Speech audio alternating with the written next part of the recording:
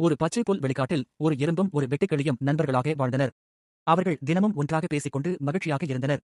கோடைக்காலம் வந்தது. எறும்பு குளிர்காலத்திற்காக உணவு சேகரிக்கத் தொடங்கியது. அது தினமும் உழைத்து தானியங்களையும் உணவையும் சேமித்தது. வெட்டுக்கிளி எறும்பை பார்த்து சிரித்தது. இவ்வளவு கஷ்டப்பட வேண்டுமா? இப்போது மகிழ்ச்சியாக வாழலாம் என்று கிண்டல் செய்தது. அது நாள் முழுவதும் பாடி சுற்றி திரிந்தது. எறும்பு எதையும் கவலைப்படவில்லை. அது அமைதியாக தன் வேலையை தொடர்ந்து செய்தது. அதன் மனதில் ஒரு நம்பிக்கை, இன்று உழைத்தால் நாளை பாதுகாப்பு. குளிர்காலம் வந்தது. பனி, குளிர், உணவு இல்லாமை. வெட்டுக்கிளி உணவு இன்றி தவித்தது. குளிரால் நடுங்கியது.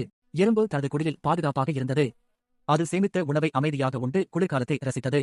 வெட்டுக்கிளி எறும்பை தேடி வந்தது. என்னை மன்னித்துவிடு. சேமிப்பின் அருமையை இப்போது புரிந்து கொண்டேன். தயவு செய்து என்னையும் காப்பாற்று என்று கேட்டுக்கொண்டது. எறும்பு கோபப்படவில்லை.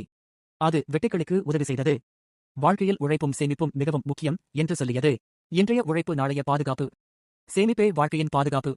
இந்த எறும்புவின் சேமிப்பு உங்களுக்கு பிடித்து இருந்தால் லைக் செய்யுங்கள், சப்ஸ்கிரைப் செய்யுங்கள்.